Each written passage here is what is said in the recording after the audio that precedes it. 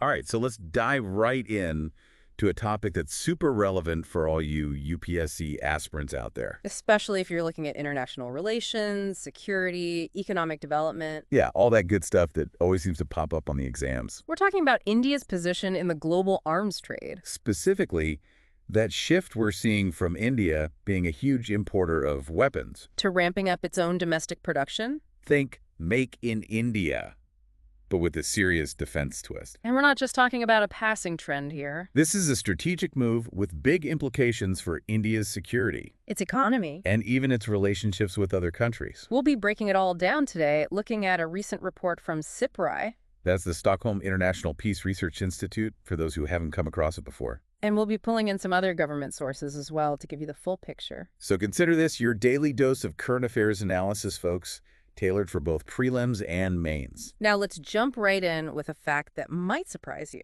Ready for this?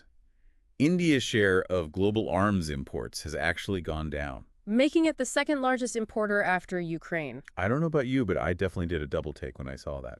It is surprising at first glance, especially with everything happening globally. But when you look at India's push for self-reliance in defense, or Atmanirbhar, as we often hear it, It starts to make more sense. so it's not that India needs fewer weapons. It's that they're increasingly looking inward to fulfill those needs. To put this all into context, what are the trends we're seeing in the global arms trade overall? Well, globally, there's a lot of movement, Europe, for instance, has seen its arms imports go through the roof.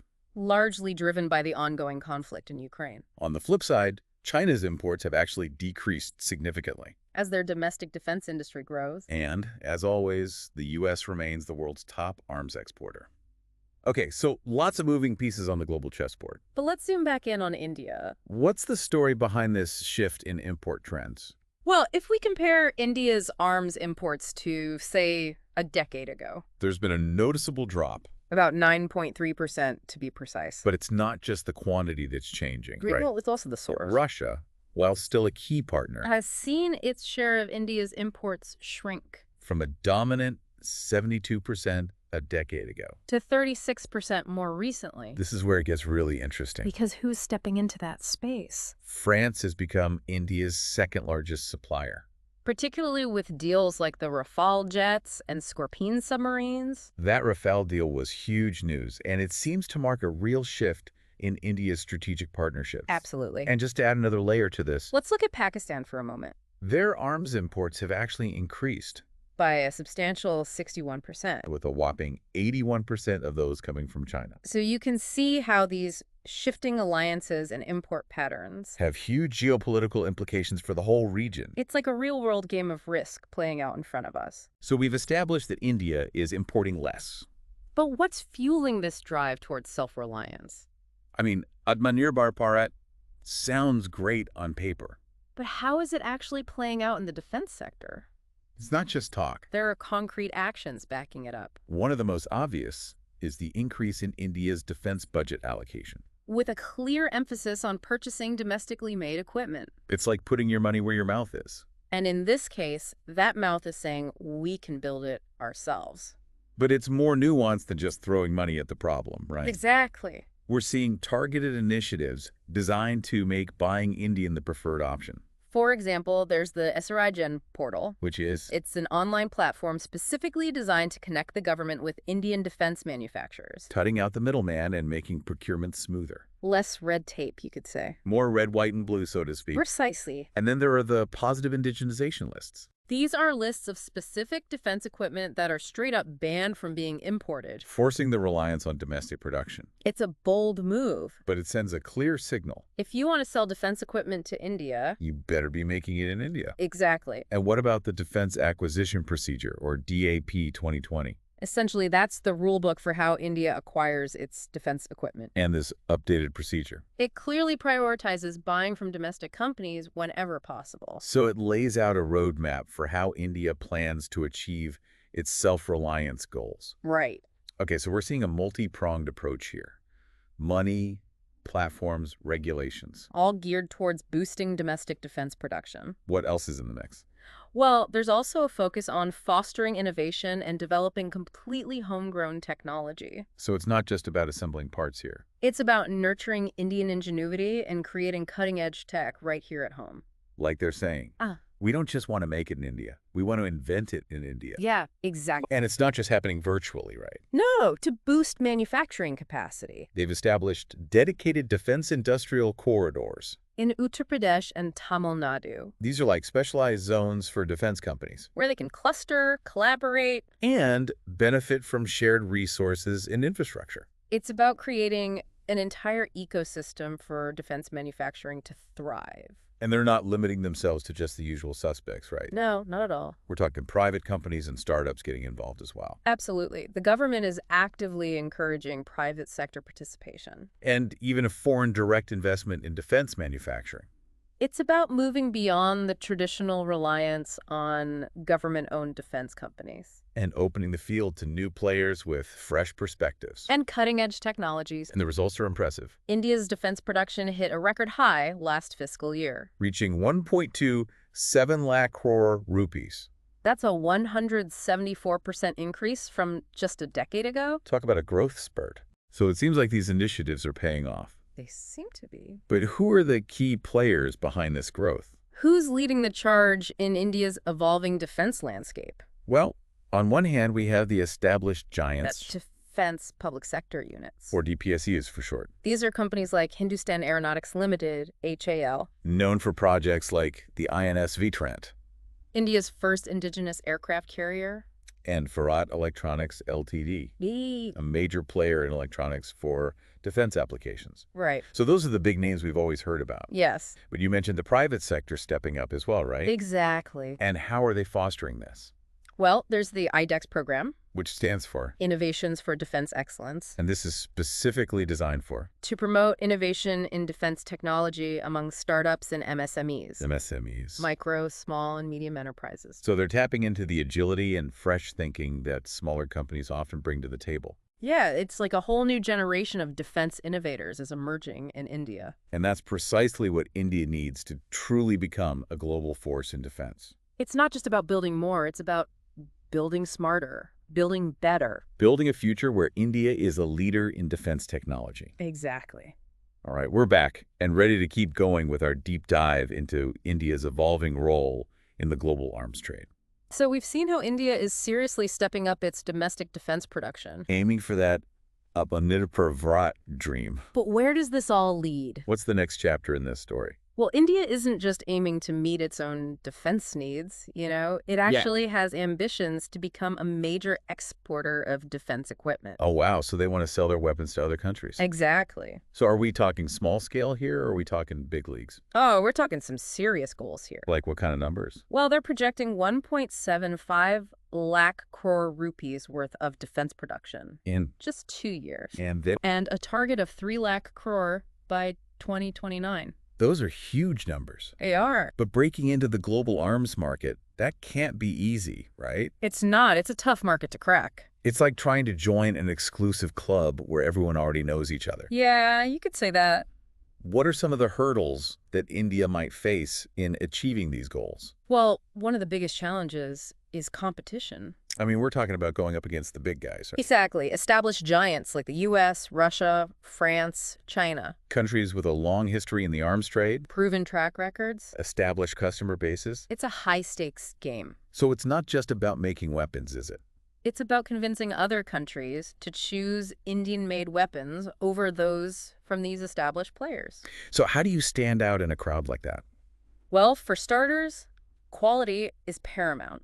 Of course. India needs to focus on developing high-quality, technologically advanced weapon systems. Systems that are not only comparable to, but ideally even surpass the competition. And, of course, cost competitiveness is crucial as well. Absolutely. You need to offer a compelling package. So it's a balancing act. It is. Cutting-edge tech at a price that makes sense. Right. But it's more than just the weapons themselves, right? It is. It's about building trust, proving that India is a reliable partner, Absolutely. especially in a field like defense, where the stakes are so high. Yeah, establishing a strong global marketing and sales network is key. So you need to build those relationships with potential buyers. Showcase your capabilities. Demonstrate your commitment to delivering on your promises. Exactly. Building that trust and credibility is essential. So even with the best tech, it comes down to relationships and reputation. It does. But despite these challenges, I imagine there are some significant opportunities for India as well, right? Oh, there are. What's working in their favor? Well, for one, India has a massive and growing domestic market. Right. So This means Indian companies can test and refine their products domestically. before launching them internationally. Exactly. So they can iron out any kinks, make sure they're offering a battle-tested product. Precisely. It's like having a huge proving ground right in your own backyard. You could say that.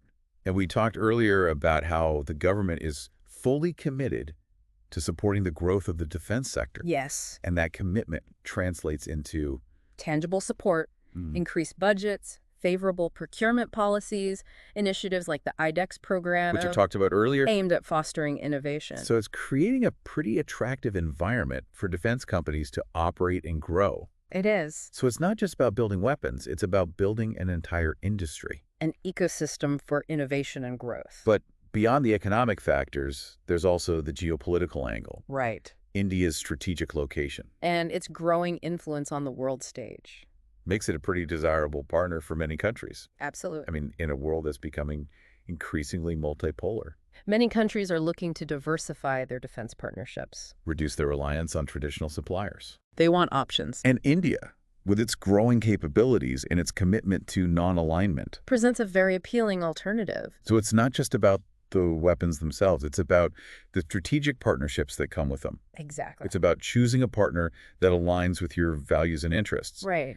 And India's focus on developing indigenous technologies. Also makes it an attractive partner for collaboration. Because, Countries are increasingly interested in joint development and production of defense systems, which allows them to, share the costs and risks. while also benefiting from each other's expertise. Exactly. It's a win-win scenario. It is. India gets access to new technologies and expertise. And its partners benefit from India's growing capabilities in cost-effective manufacturing. And let's not forget the economic impact of all this. Right. A thriving defense industry. It means jobs, technological innovation. A significant boost to economic growth. And this connects back to what we were discussing earlier about Amenarbar Farat. Self-reliance in defense isn't just about security. It's about economic empowerment as well. It's about creating a more resilient and self-sufficient India. Absolutely. So it's a strategic and economic imperative for India to become a major player in the global arms market. It is. It's about strengthening India's security, boosting its economy, and enhancing its global influence. It's a multifaceted goal with the potential to reshape India's future. And for our UPSC aspirants listening, This is where it becomes particularly relevant for your exam preparation. okay, let's bring it back to our UPSC folks. All right? Why should they care about this shift in India's arms trade? How does this all connect to their exam preparation? Well, this entire discussion has touched upon so many themes that are central to the UPSC syllabus. We've talked about international relations, security, economic development, technology, geopolitics. It's like a crash course in current affairs, tailor-made for your exams. It is. So it's not just about memorizing facts and figures, It's about understanding the complex interplay of these factors. and how they shape India's place in the world. Exactly. It's about developing the analytical skills that will be crucial for your success. As future civil servants, Because as future policymakers, you'll be dealing with these issues firsthand you'll need to be able to assess the risks and opportunities, weigh the different perspectives. and make informed decisions that will impact the lives of millions of people. So for all you UPSC aspirants out there, pay attention. This isn't just about passing an exam. It's about understanding the forces that are shaping India's future. And with that in mind. Let's continue our deep dive. Okay, so we've really dug deep into this whole topic of India's evolving role in the global arms trade. We have. From being a major importer to focusing on self-reliance, and now even aiming to become a big exporter. It's quite the journey. It really is, and as we wrap things up, I think it's helpful to just, distill those key takeaways. Especially for our UPSC folks out there who are prepping for those exams. Right, let's connect the dots. So first and foremost, we learned that India's share of global arms imports is actually going down. Yes, a bit of a surprise at first. I know, right? I mean, you think with all the tension in the world, imports would be going up. You'd think so. But it's not about needing fewer weapons, is it? No.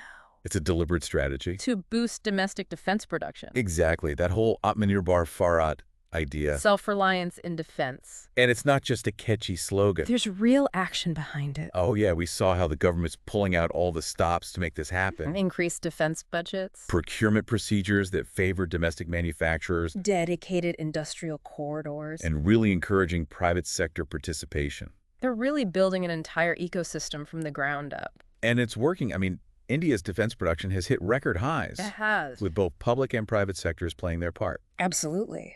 But remember, it's not just about making more weapons. It's about making better weapons, right? Yes, quality is key. India's aiming high. To develop those top-notch, technologically advanced defense products that can compete on the global stage. The goal is to become a major exporter. From importer to exporter, what a shift. Ambitious for sure. But we also discussed those challenges, right? We did. I mean, there's intense global competition out there. A lot of established players. India needs to build that trust, that credibility. Show that they're a reliable supplier. Which isn't easy. No, not at all. But they do have some unique advantages. They do. Like that huge and still growing domestic market. Right. A great testing ground. Exactly. And a government that's really committed to supporting the defense industry. Plus, that strategic location. A desirable partner for many countries. Who are looking to diversify their alliances. Exactly. And let's not forget about India's focus on developing its own technologies. Absolutely. Which opens up those opportunities for collaboration. Joint development with other nations. It's about forming those strategic partnerships, not just selling weapons. It's a much bigger picture. So this whole discussion. It's been a bit of a whirlwind. I know, right? We've covered international relations. Security. Economic development. Technology, geopolitics, it's all connected. And for our UPSC aspirants, understanding those connections, that's crucial. It is. This isn't just about memorizing facts. It's about developing that analytical mindset. Which will be essential, not just for your exams. But for your future careers as well. Because you'll be the ones shaping policies. Making decisions that impact millions of lives. So understanding these nuances. Of India's evolving role in the global arms trade. It's all part of the bigger picture. It is. So there you have it, folks. A deep dive. Into a topic that's really reshaping India's future.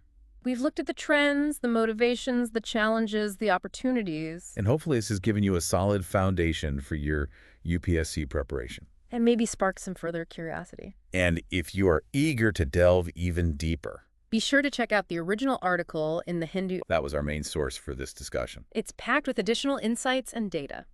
And as always, we want to hear from you. Share your thoughts, your questions, your insights in the comments below. Don't forget to like and subscribe for more deep dives into current affairs. Tailor-made for UPSC aspirants. Until next time, keep those brains buzzing and best of luck with your exam prep.